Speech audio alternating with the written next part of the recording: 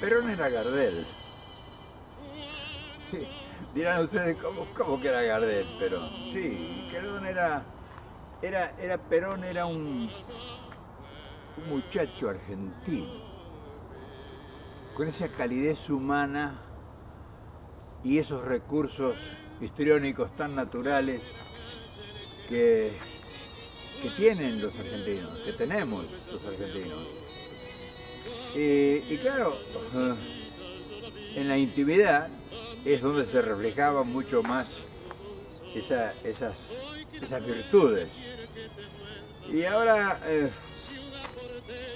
en esta mañana oregoniana, en la soledad del bosque a las 6 de la mañana, es oportuno traer a los recuerdos aquellas cosas tan queridas, tan íntimas, tan sentimentales, ¿por qué no decirlo? De una época que está anidada en el olvido, porque si yo no lo cuento, esto no lo va a saber nadie. Y voy a traer 2 o 3 cositas que hacen de ese muchacho argentino que les hablo el cuerpo entero de un hombre que en el fondo era todo un personaje, era todo un valor, era todo un acontecimiento. Porque en la época que yo cuento esto,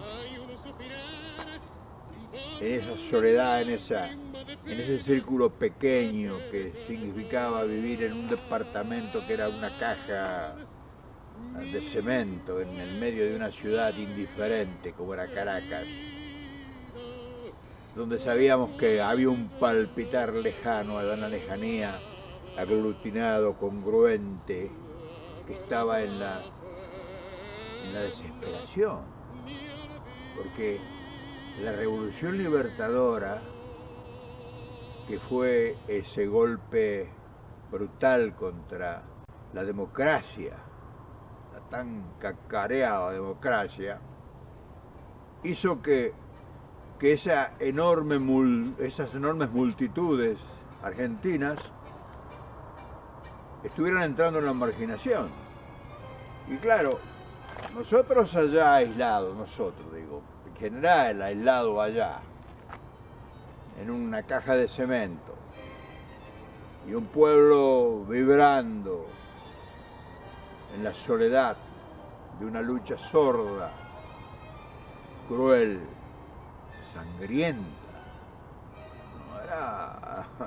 No eran cosas para cocinarlas así nomás en entrecasa. Entonces, había en ese círculo del general, no era todo drama tampoco, pero no podía ser drama.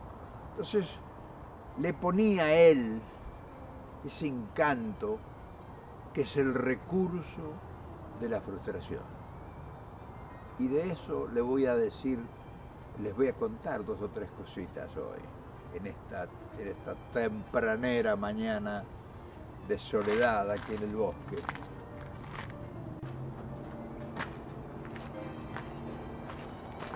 ¿Y por qué digo que Perón era Gardel? Y había cosas. Por ejemplo, su cortesía. Tenía una calidad para tratar a las personas, para hacerlas sentir importantes. Nosotros que éramos muchachos de barrio, nos hacía sentir importantes, nos hacía sentir a su nivel. Y, por ejemplo, estábamos en una conversación entre Martínez, Vicente y yo participando. Él era el que comentaba las cosas generalmente del día.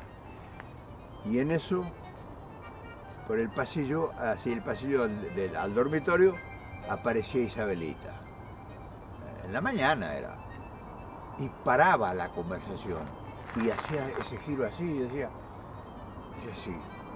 esa inclinación así, decía, pero mire qué bonita, qué elegante que ha parecido hoy.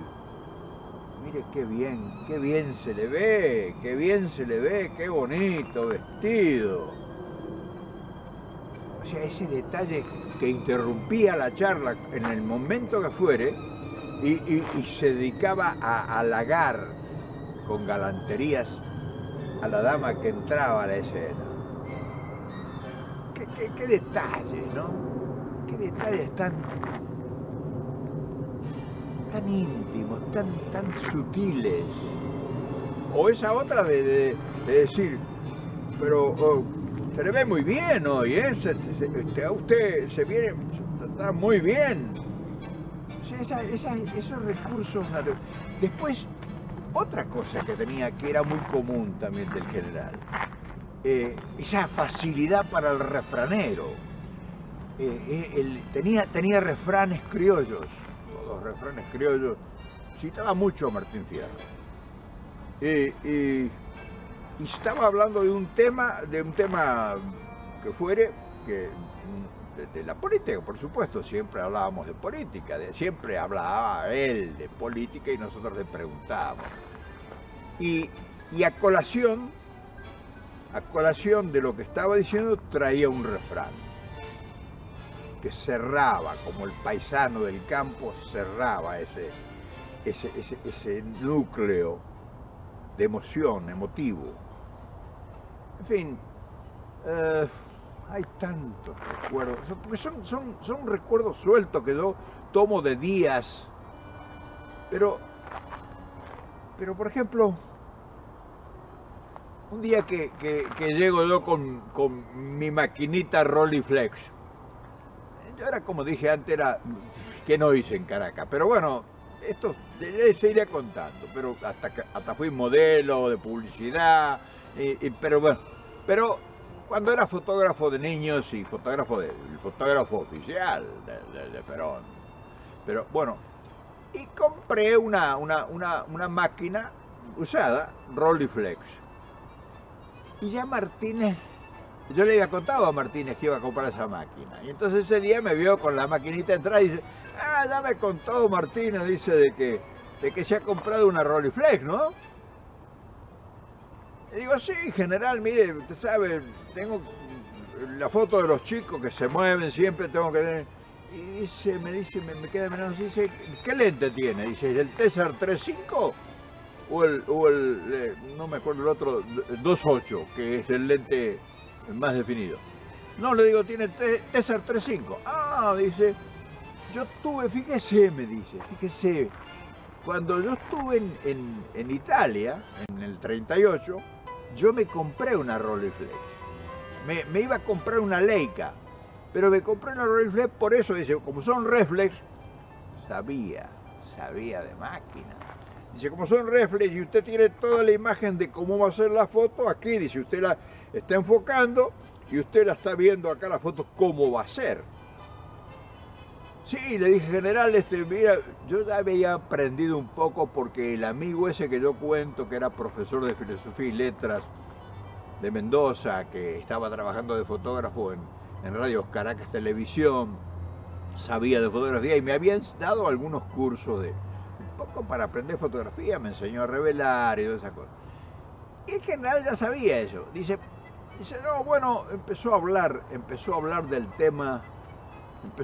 Monín, gente que ya empieza a andar por aquí caminando, empezó a hablar del tema de focos, de cámara, de procesos de los lentes de las cámaras, por qué se daba el enfoque y por qué se desenfocaba, de la luz, de la velocidad de la película. En ese tiempo se usaba película porque se revelaba, de la velocidad de la película.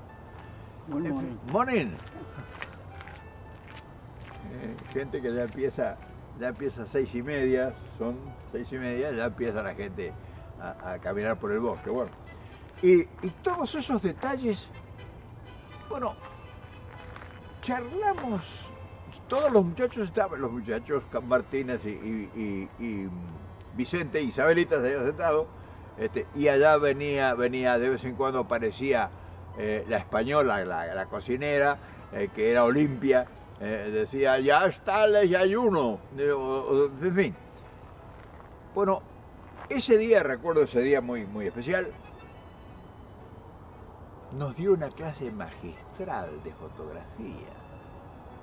Nos dio una clase increíble, lo que sabía de fotografía. Y aquí viene una anécdota también a propósito de eso, que estoy seguro de que muy pocos la deben conocer. No creo que la conozcan esta historia.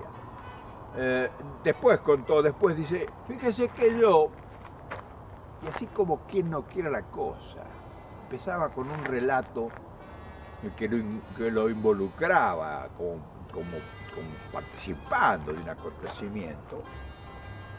Y fíjese que yo, cuando era capitán, hice con Fasola Castaño, otro general que era uno de los pocos hombres con que él nos contó que se tuteaba, el general Fasola Castaño, que eran capitanes o algo así. Dice, yo le propuse al ministro de guerra de ese entonces, el general Rodríguez, de hacer un recorrido por todas las fronteras y traer, dice, una imagen de lo que realmente los pasos, los lugares clandestinos que usaban los troperos y los contrabandistas. Y yo les ofrecí, yo había comprado una máquina Pathé, las primeras filmadoras que salieron, una máquina Pathé, y le ofrecí al ministro recorrer las fronteras. Anduve en la selva, anduvimos en todo lado, por eso yo sé lo que es andar en la selva. Por eso yo le recomiendo a usted que va a ir a la selva. Yo en ese entonces planeaba irme a buscar diamantes a la Guayana. Dice, cuando yo hice ese recorrido y filmé esa película, cuando vine y se la presenté al ministro, yo la proyecté en colores. Imagínense, en 1935, 36. ¿Cómo lo hice en colores? Ponía tres vidrios de 3 colores diferentes, uno arriba allí, y proyectaba la película contra un telón y se veía, no era la película en color, sino se veía en 3 colores la imagen. Dice, ese fue, y esto es muy importante, esto es muy importante, ese fue el origen de lo que después sería la Gendarmería Nacional. A partir de ese estudio que yo hice recorriendo la frontera, desde el sur al norte, todo la cordillera y el norte, a partir de eso se creó en la República Argentina lo que hoy se conoce como la Gendarmería Nacional. Fíjense cuántas historias hermosas de ese muchacho que yo digo que se parecía, que era el Gardel de nosotros. Pero ya sigo con la historia.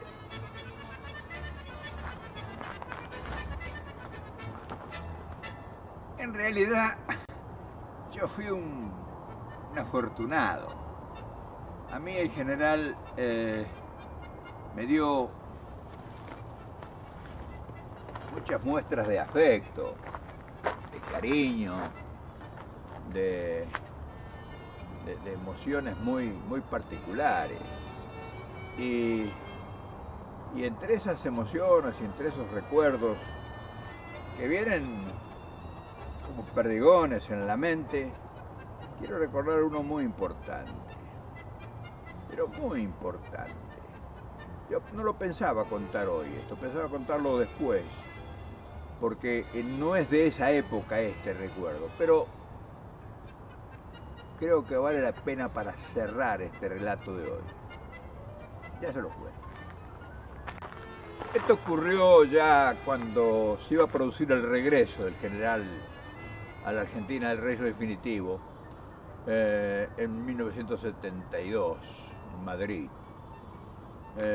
Yo había ido a Madrid porque yo vivía en ese entonces en California y había ido a Madrid porque nos habíamos cruzado cartas y había algo que tratar personalmente. Y ya estaba Cámpora, ya Cámpora había sido elegido presidente y entonces, bueno, son detalles que después voy a contar. Pero fuimos al aeropuerto de Barajas a esperar a Isabelita que llegaba de China, había ido a ver a Mao.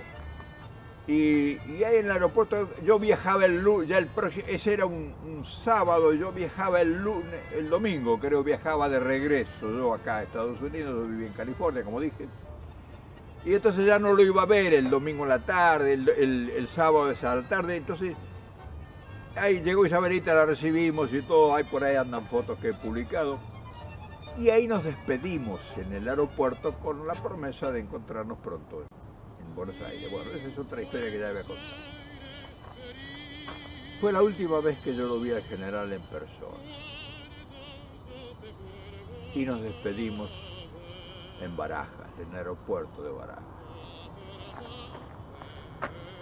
Nos abrazamos con esa intensidad que Perón abrazaba cuando sentía. Me apoyó la cara acá en la mejilla y se quedó como aprisionándome. No quiero mentir, pero fue un abrazo prolongado, transmitiendo un sentimiento que, no sé, no hay palabras para explicarlo. Me dijo acá al oído, nos vemos pronto, hijo, pero con un acento casi en silencio lastimero. Qué bárbaro.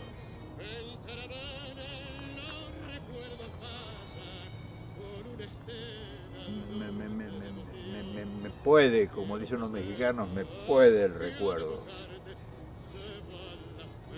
Eso